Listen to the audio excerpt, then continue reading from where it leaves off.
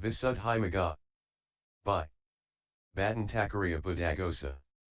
Translated from the Pali by Bhikkhu Naoamoli. Part 2 Concentration, Samadhi. Chapter 8. Other Recollections as Meditation.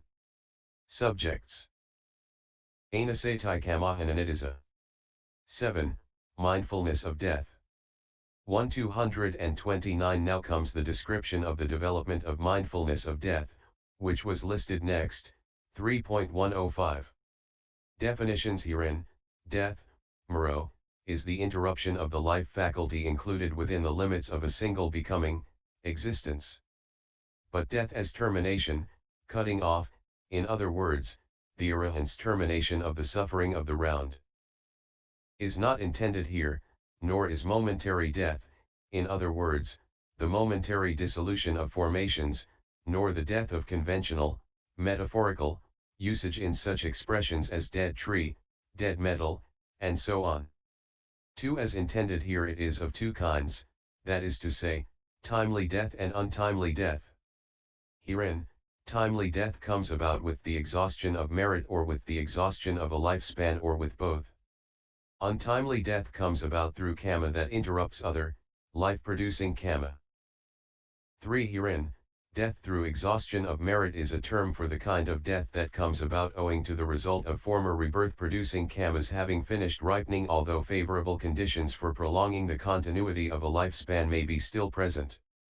Death through exhaustion of a lifespan is a term for the kind of death that comes about owing to the exhaustion of the normal lifespan of men of today, which measures only a century owing to want of such excellence in destiny as deities have or in time as there is at the beginning of an aeon or in nutriment as the Uttarakurus and so on have. 1. Untimely death is a term for the death of those whose continuity is interrupted by kamma capable of causing them to fall, cavana, from their place at that very moment, as in the case of Dúsi-Mara, CMI 337, Kalaburaja, CJA 339, etc. 2. Or for the death of those whose life's continuity is interrupted by assaults with weapons, etc., due to previous kamma. 230. All these are included under the interruption of the life faculty of the kinds already stated. So mindfulness of death is the remembering of death, in other words, of the interruption of the life faculty. Development. For one who wants to develop this should go into solitary retreat and exercise attention wisely. In this way, death will take place, the life faculty will be interrupted, or death. 5. If he exercises his attention unwisely in recollecting the possible death of an agreeable person, sorrow arises, as in a mother on recollecting the death of her beloved child she bore, and gladness arises in recollecting the death of a disagreeable person, as in enemies on recollecting the death of their enemies, and no sense of urgency arises on recollecting the death of neutral people, as happens in a corpse burner on seeing a dead body, and anxiety arises on recollecting one's own death, as happens in a timid person on seeing a murderer with a poised dagger. 6. In all that there is neither mindfulness nor sense of urgency nor knowledge. So he should look here and there at beings that have been killed or have died, and advert to the death of beings already dead but formerly seen enjoying good things, doing so with mindfulness, with a sense of urgency and with knowledge, after which he can exercise his attention in the way beginning, death will take place. By so doing he exercises it wisely. He exercises it as a right means, is the meaning. 3. 7. When some exercise it merely in this way, their hindrances get suppressed, their mindfulness becomes established with death as its object, and the meditation subject reaches access. 8 Ways of recollecting death. 8 But one who finds that it does not get so far should do his recollecting of death in 8 ways, that is to say, 1. As having the appearance of a murderer, 2. As the ruin of success, 3. By comparison, 4.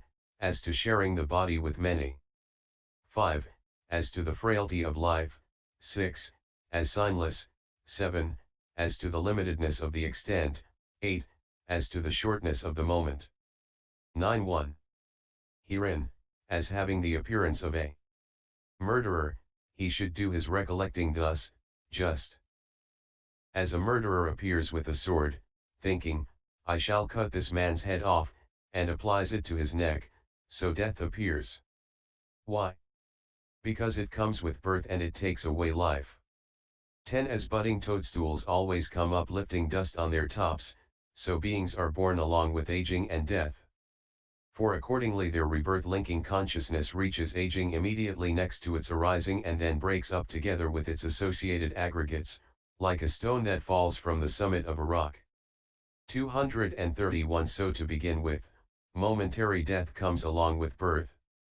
But death is inevitable for what is born, consequently the kind of death intended here also comes along with birth.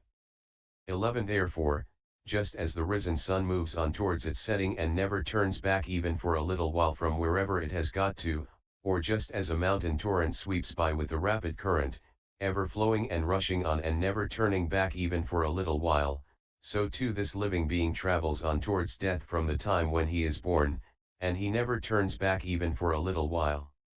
Hence it is said, right from the very day a man has been conceived inside a womb he cannot but go on and on. Nor going can he once turn back, Ja 494.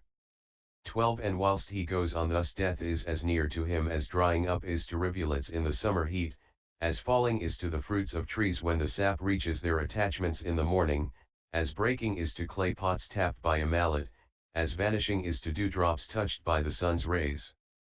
Hence it is said, the nights and days go slipping by as life keeps dwindling steadily, till mortals span, like water pools, in failing rills, is all used up. Si 109. As there is fear, when fruits are ripe, that in the morning they will fall, so mortals are in constant fear, when they are born, that they will die. And as the fate of pots of clay, once fashioned by the potter's hand, or small or big or baked or raw condemns them to be broken up, so mortal's life leads but to death. SNP 576f. The dewdrop on the blade of grass vanishes when the sun comes up. Such is a human span of life. So, mother, do not hinder me, Ja 122. 13 So this death, which comes along with birth, is like a murderer with poised sword. And like the murderer who applies the sword to the neck, it carries off life and never returns to bring it back. 232 That is why, since death appears like a murderer with poised sword owing to its coming along with birth and carrying off life, it should be recollected as having the appearance of a murderer. 14.2. As the ruin of success, here success shines as long as failure does not overcome it. And the success does not exist that might endure out of reach of failure. Accordingly, he gave with joy 100 millions after conquering all the earth, till in the end his realm came down to less than half a gallnut's worth. Yet when his merit was used up, his body breathing its last breath, the sorrowless Azoka 2.5 felt sorrow face to face with death.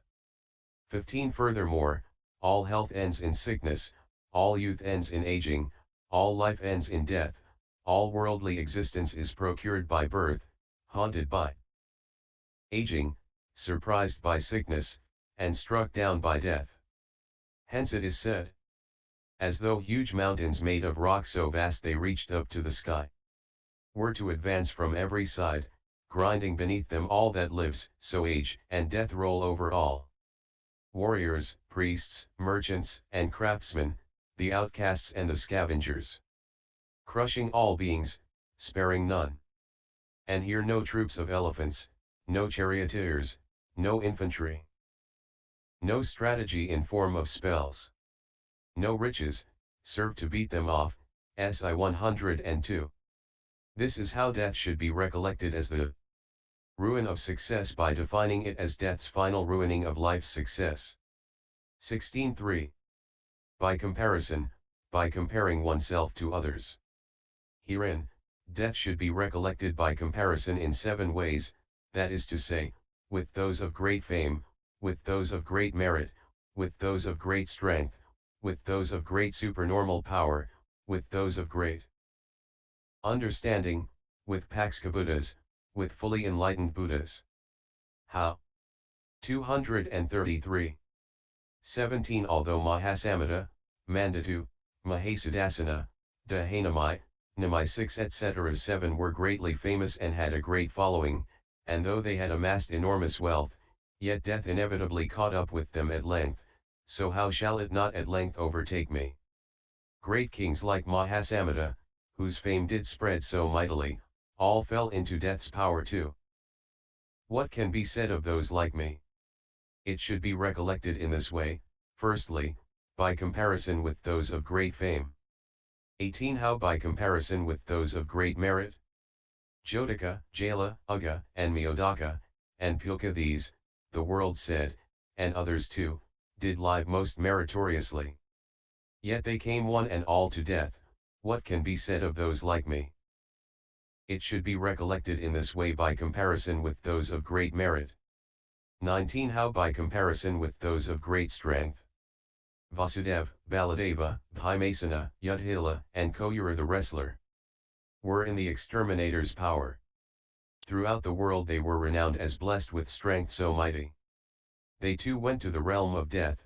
What can be said of those like me? It should be recollected in this way by comparison with those of great strength. 20 How by comparison with those of great supernormal power?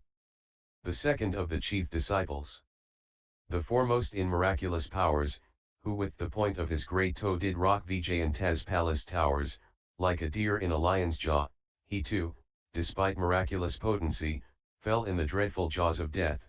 What can be said of those like me? It should be recollected in this way by comparison with those of great supernormal power. 21 How by comparison with those of great understanding? 234 The first of the two chief disciples did so excel in wisdom's art that, save the helper of the world, no being is worth his 16th part.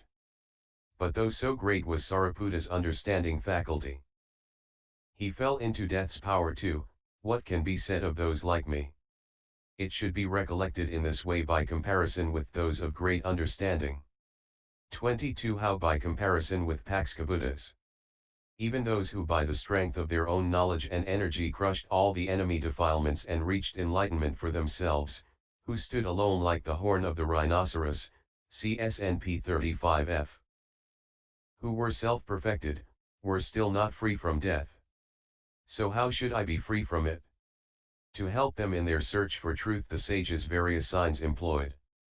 Their knowledge brought them self-perfection, their cankers were at length destroyed.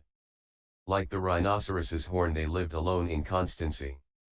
But death they could no way evade. What can be said of those like me? It should be recollected in this way by comparison with Paksha Buddhas. 23 How by comparison with fully enlightened Buddhas?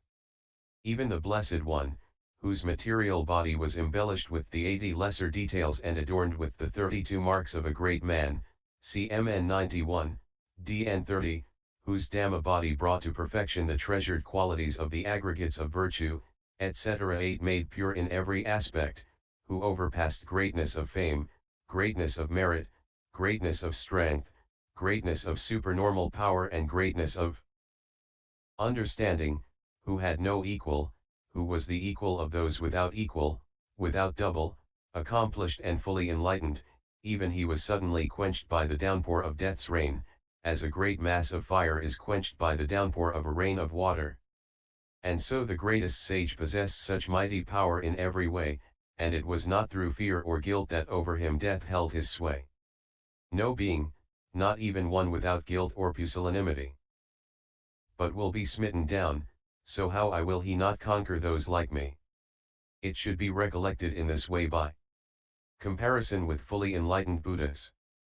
24 When he does his recollecting in this way by comparing himself with others possessed of such great fame, etc., in the light of the universality of death, thinking, death will come to me even as it did to those distinguished beings, then his meditation subject reaches access. This is how death should be recollected by comparison. 235. 25 4. As to the sharing of the body with many, This body is shared by many. Firstly, it is shared by the 80 families of worms. There too, creatures live in dependence on the outer skin, feeding on the outer skin, creatures live in dependence on the inner skin, feeding on the inner skin, creatures live in dependence on the flesh, feeding on the flesh, creatures live in dependence on the sinews, feeding on the sinews, creatures live in dependence on the bones, feeding on the bones. And creatures live in dependence on the marrow, feeding on the marrow. And there they are born, grow old and die, evacuate and make water, and the body is their maternity home, their hospital, their charnel ground, their privy and their urinal. The body can also be brought to death with the upsetting of these worms. And just as it is shared with the 80 families of worms, so too it is shared by the several hundred internal diseases, as well as by such external causes of death as snakes, scorpions, and what not.